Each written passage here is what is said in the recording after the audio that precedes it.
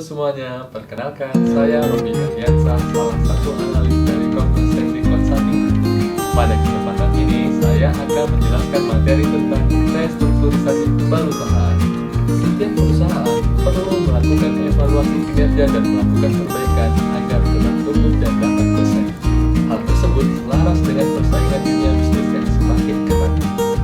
Salah satu strategi untuk memperbaiki dan memaksimalkan kinerja perusahaan adalah dengan cara melakukan restrukturisasi perusahaan.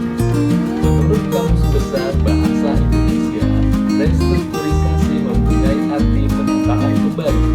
Restrukturisasi yang diartikan sebagai cara menghadapi perubahan yang dalam praktiknya membuat struktur organisasi lebih efisien. Sedangkan pengertian lainnya, restrukturisasi perusahaan adalah upaya yang dilakukan untuk memperbaiki dan memaksimalkan kinerja suatu perusahaan, sehingga perusahaan tersebut dapat terus berkembang atau minimal dapat beradaptasi dengan situasi dan kondisi yang dihadapi. Singkatnya, restrukturisasi yang dilakukan agar kinerja perusahaan tersebut menjadi lebih sehat. Restrukturisasi mengacu pada proses di mana manajer mengubah hubungan tugas, wewenang, mendesain ulang struktur dan budaya organisasi untuk meningkatkan efektivitas organisasi. Sebagai suatu perubahan lingkungan dan perubahan strategi organisasi, manajer harus menganalisis seberapa baik struktur mereka sekarang dan berani melakukan perubahan yang diperlukan. Pada intinya, restrukturisasi dapat dikategorikan ke dalam 3 jenis, yaitu yang pertama adalah restrukturisasi portofolio atau aset, yang kedua restrukturisasi modal atau keuangan, dan yang ketiga restrukturisasi manajemen atau organisasi. Sebenarnya, setiap perusahaan dapat menerapkan salah satu jenis restrukturisasi pada satu saat. Namun, perusahaan dapat juga melakukan restrukturisasi secara keseluruhan karena aktivitas restrukturisasi saling terkait. Berikutnya, saya akan menjelaskan 3 jenis kategori restrukturisasi.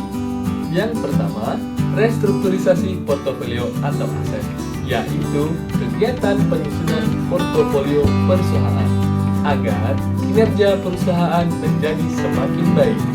Yang termasuk ke dalam portofolio perusahaan meliputi setiap aset, lini bisnis, divisi, unit usaha atau SBU, strategic business unit maupun anak perusahaan.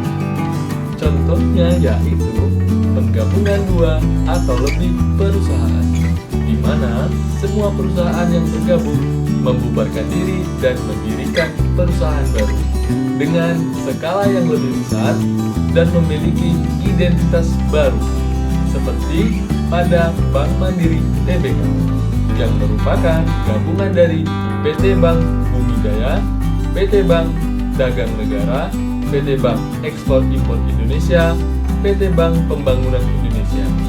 Kegiatan ini biasa disebut dengan merger konsolidasi. Jenis kategori restrukturisasi yang kedua, yaitu restrukturisasi modal atau keuangan, adalah penyusunan ulang komposisi modal perusahaan. Hal ini dilakukan agar kinerja keuangan perusahaan menjadi lebih sehat.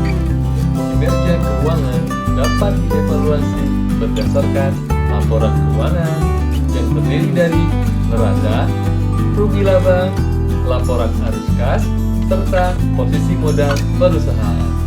Selanjutnya, kesehatan perusahaan dapat diukur berdasarkan rasio kesehatan, seperti tingkat efisiensi, tingkat efektivitas, profitabilitas, tingkat likuiditas, tingkat perputaran aset, leverage ratio, dan market ratio. Jenis kategori restrukturisasi yang ketiga adalah restrukturisasi manajemen atau organisasi, yaitu penyusunan ulang komposisi manajemen. struktur organisasi, pembagian kerja, sistem operasional, atau hal lainnya yang berkaitan dengan masalah manajerial dan organisasi. Dalam hal restrukturisasi manajemen atau organisasi, perbaikan kinerja dapat diperoleh dengan berbagai cara. Di antaranya adalah dengan pelaksanaan yang lebih efisien dan efektif, pembagian wewenang yang lebih baik, dan kompetensi staf yang lebih mampu menjawab permasalahan di setiap unit kerja. Contoh dari restrukturisasi manajemen atau organisasi yang telah sangat umum diketahui adalah perampingan karyawan. Sekian materi yang saya sampaikan.